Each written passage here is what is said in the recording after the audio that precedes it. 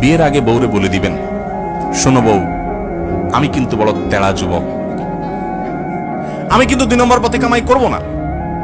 অতএব অন্য মানুষদের বউদের মতো সকাল বিকাল শাড়ি পাল্টাবা আর 3 পিস পাল্টাবা, মার্কেটে যায় কেনার পরে বলবা শুধু কার্ডের ঘষা দেন আর বিল দেওয়া হয়ে যাবে, এগুলো কিন্তু আমার দ্বারা হবে না। আমি কিন্তু হালাল খোর, আমি হারাম খোর না। বলা যাবে না ইনশাল্লাহ? হবু বউরে বলে দিতে পারবেন না?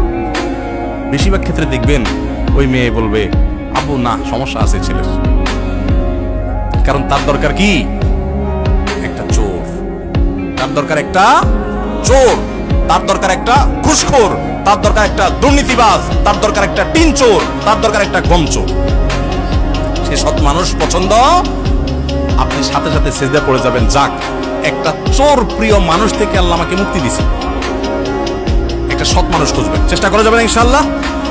অসৎ হওয়ার জন্য যোগ্যতা লাগে না, অসৎ হওয়ার জন্য যোগ্যতা, চোর হওয়ার জন্য যোগ্যতা লাগে না, সৎ হওয়ার জন্য যোগ্যতা লাগে। সৎ হওয়ার জন্য মেরুদণ্ড শক্ত থাকতে হয়, হিম্মত থাকতে হয়, সৎসাহস থাকতে হয়। বাবাকে বলতে হয়, বাবা আমি চুরি করব না।